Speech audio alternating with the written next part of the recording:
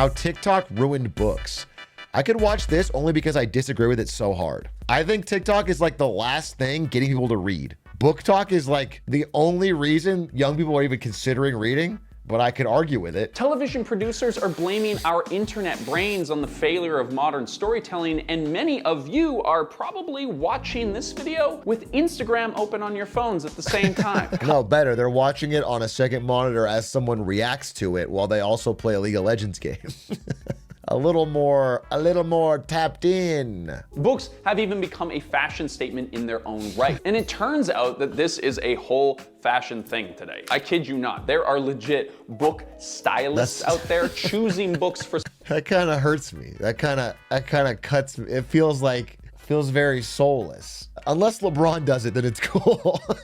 When LeBron does it, it's badass. But now I feel like everyone's doing it. Outside of our book clubs, there is a whole social cachet around what we read. We care about who's reading them, how they're being read, and what that says about them and us. Okay, I would still say, like, even if all of this is true, and there's obviously people that are doing this, it's not like saying we is kind of crazy because most people don't. It's still really small percentage of people that even care about the performative books. They don't care. It doesn't matter at all. In 2022, the Future Book Publishing Conference literally named Book Talk as their Person of the Year. I didn't know that. So I guess the argument he's building towards is that we're selling more books than ever, but people aren't reading them. It's becoming more performative. Kind of like how there's been a huge rise in people buying physical CDs and albums, but they don't actually have players, so they don't use them. But it's kind of like, yeah, vinyl, yeah. But I heard a good argument for that, and it's like, especially in an era where you grow up with Spotify, it's just cool to have some physical sense of ownership or a memento or a collector's item, or even if like you're gonna listen to it on Spotify. I think there's something to that. In the olden days, we learned about new authors from booksellers themselves. Now, we learn about them from pretty much anyone. Please tell me Jimmy Fallon is not a loud voice on Book Talk. Anyone. I think that's why books are dying. Jimmy Fallon, if we just get him off of Book Talk, we might save books. We have books hitting the bestseller list years after their release, or authors getting a real shot at publication because of their own online community. It is kind of fucked up that the incentive is for every book publisher to basically buy any book, doesn't matter the quality, from any author, and just give it a cool cover, and then spend all of the money on marketing to get different shots on goal, like just different micro influencers to all make TikToks about it until one of them goes viral. People are saying that what's happening on TikTok is changing nearly every aspect of the publishing world, but it does come down with its own complexities that industry professionals are a little bit worried about. To be clear, I have no love or defense for industry professionals in publishing. Almost every one of them, to a man or woman, is a rich kid. A rich kid who doesn't know what they want to do with their life and got into this industry that makes absolutely no money and can only survive off of inherited wealth. It is one of the most notorious industries for having it's the most nepotistic, family-supported industry. It's kind of like fashion, yes. It could fall short, but there seems to be a lot of discussion online about how much of their content is plot and how much of it is, smut, I guess. It is true that it does feel like a lot part of the book industry because, we'll just say it, women are reading books more than men, and the women that are reading books are more likely to read smut, dude. There's been a rise. Ever since the massive financial success of 50 Shades, that is definitely a part of it. A few weeks ago, I saw two videos on my For You page quite far apart from each other, both of which were recommending The Poppy War. And the second video was someone recommending The Poppy War as a book with a powerful female protagonist. Both things are true. However, to absolutize The Poppy War into just a book about a powerful female protagonist is infuriating. What? Okay, but maybe that person just wanted to talk about that one aspect. No, that's not a valid critique. That's crazy. That's just one thing you could say about a book. It's a TikTok length review. It's a TikTok length review. They might just say one thing. They don't need to go a full synopsis. You might just want to recommend it based on that to your audience that cares about that. I'm like, hey, Chad, do you like war movies? Well, I like the movie Troy because it's got a cool battle scene in it. Excuse me, Atrioc! To simplify Troy down to one simple battle scene is infuriating. It's what, what are you talking about? What are you talking about? And this is where we get, I kid you not, haul videos, but with books instead of Shein. People Haul will buy videos. 15 books at a time just to flash it in front of the camera for a second and then unhaul it onto their shelves. I just want you guys to know I've read every book on my shelf. I'm saying this loud, proud, and moud, dude. Moud is a word I learned from reading so many books.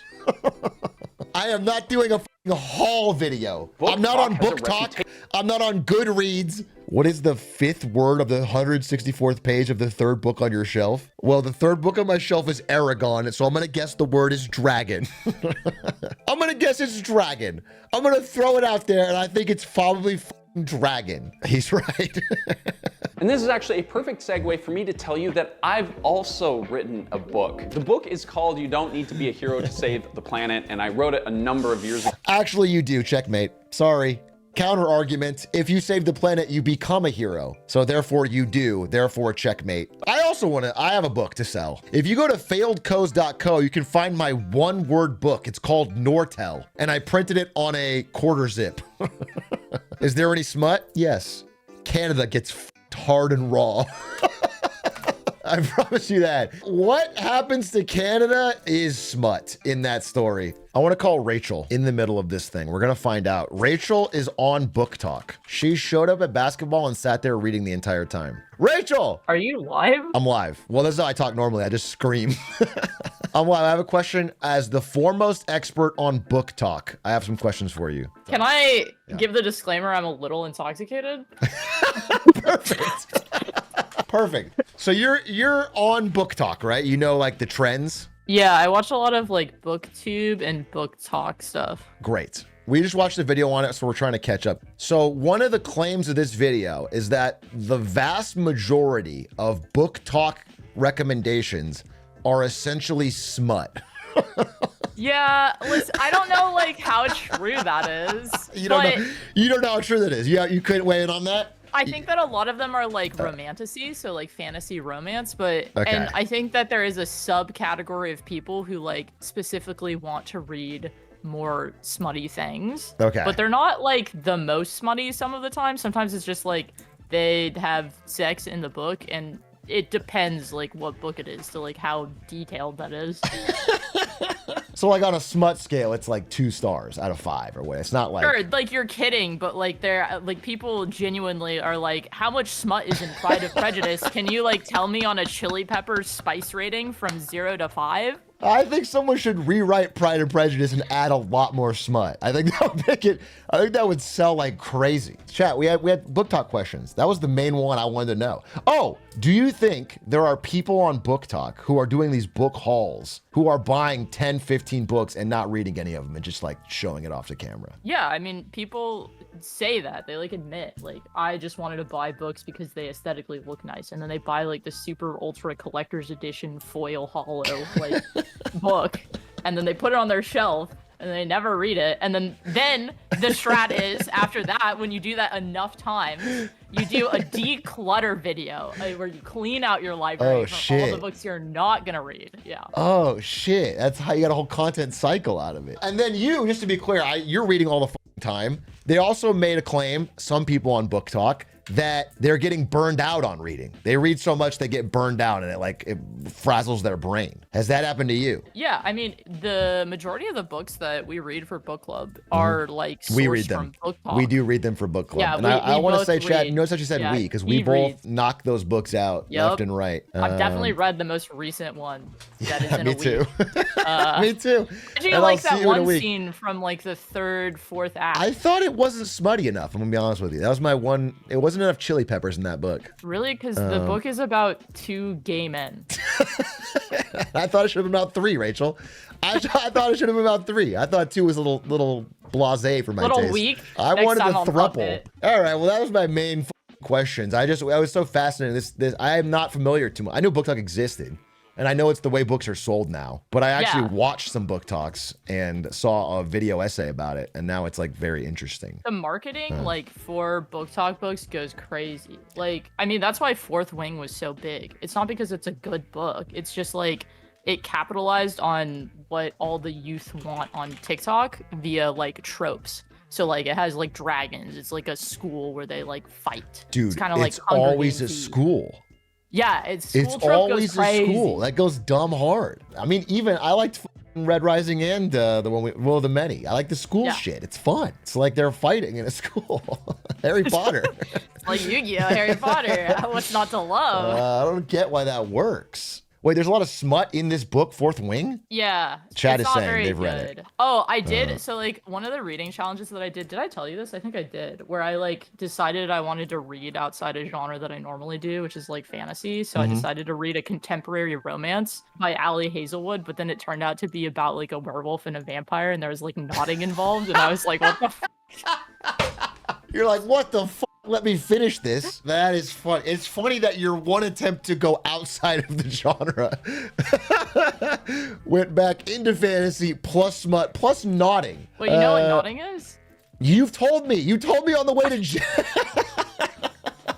What's nodding? Chat, just Google it and go to image search and you'll have a great time. No. That's all I wanted to ask you. I wanted to learn more about book talk. If you see any hilarious book talks, definitely send them our way. We're chat is into it. Basically, the business lesson I got from this is that the incentive for publishers is to take any book of any quality, give it a good cover, and then pay as many micro-influencers to make videos about it as possible until one of those videos hits. And then they make an insane amount of money. That's like the entire strategy for the publishing industry right now. Yeah, but there's also like, do you ever get those like TikToks on your For You page where it's like just like text from the book or whatever to like try to bait you into read it, but it's like really smutty, like Dom-centric text. Yeah, like all the time. That's my algorithm. It's Dom-centric book talk. Wait, so it just reads a passage from the book, the smuttiest possible passage, and then it tries to get you to... It's like, he growled and pushed me up against the wall, and then it's like... That's just good marketing. I gotta be honest with you. There's so many of those with like 0 likes, 0 engagement, 0 comments that just exist. Rachel, if you're getting so many of those with 0 likes, the algorithm has you pegged. If it is scraping the bottom of the barrel to find the 0 likes one, the algorithm knows. No, I don't think so. Nah, probably not. No, probably not. Well, anyway, thank you for the interview. Appreciate that. Chad is now much more knowledgeable. We'll call you again next time you're even more drunk for more interviews on any topic. That was funny. Let's see the rest of this video. I felt as though in order to become a successful creator, I would have to read, recommend, and purchase tens of books a month. Dude, it is so funny because I'm just being real. If you are that addicted to TikTok to where you feel that, there's no way you're reading a book, let alone 10 books a month. There's no way. You're opening the book and putting the phone in the middle and I'm just being like, if you're so immersed in it that you have to, there's no way. That's why they make them smutty. Hey, listen, nothing wrong with putting a little smut into a book, okay? I personally think that, I can't name a book. I was trying to think of like James Joyce or something, but it has smut in it. I personally think that Great Expectations would be better with smut, okay? I think 50 Shades of Grey would be better with more smut. Das Kapital. If that book had a little smut in it, that would do it. Does Debt, the first 5,000 years, have smut? Yes. But it's the same joke. It's everyone getting fucked by debt. Anytime a hobby or a lifestyle or anything else becomes a part of your identity, a marketer out there is ready to use that against you. Not against you, for you. The marketer's helping you achieve actualization by finding your true identity. The marketer's helping you feel more comfortable and assured with yourself by buying just this one thing. And here's my personal guess, okay? Call me a cynic, but I think what we're going to see is major publishers pumping out more books instead of better books. I mean, it's just people getting what they want, you know? It's hard to blame TikTok. People want the book, they're just gonna provide it. After Fourth Wing absolutely exploded on Book Talk, there was so much pressure to get another book out ASAP that they published the sequel in 6 months. Just for context. I can't imagine that's a great book. I hope that I am wrong, and I don't think that it's too late to change this trajectory either. Okay, here's the thing, is not to be rude or dismissive, but I feel like this is a non-issue and a non-problem, and if people are reading books, even Fourth Wing, the point is that it's a gateway. Like, if they read the book and then like it, and then they read the next one and it sucks, well, then they go find a good book. Bro shitting on art. Bro, I don't know how to tell you this. The slop stuff has always and forever sold better than the fine art stuff. Always. Transformers 2 made a $1 billion. People have always wanted that, and they will always buy it. And then some portion of those people want more, and they go digging and they find good stuff. And in fact, a world where a bunch of people are buying books they don't read just gives more money to publishing to greenlight the few cool, extra good books that deserve it. Is he calling Transformers 2 art or slop? Yeah, that was a point about how artistic it is. I was saying only $1 billion. I was like, what? It made only $1 billion? Because it's high art. Do you know what I'm saying? Like, even that movie scraped by. And the good news here is talented writers are going to keep writing things whether or not they're on TikTok's top 40 books of the year or whatever. He doesn't even talk about the spookiest part. The spookiest part is that authors will get cut out of the process altogether. Because if a rushed 6-month book about dragons in schools can make that much money with good marketing, then they could just AI generate it. Do you know what I'm saying? They could just feed the last book in, generate a sequel, and then shove it out with good marketing. Half the people buying it aren't even reading it. That would be the spooky part. The spooky part is all the vampires and werewolves. No, it's not that spooky because they're It'd be less spooky. I mean, it'd be more spooky if they weren't ramming each other. Interesting topic. Interesting discussion. I can't say I agree with it, but yeah, I still like that they made it and we talked about it.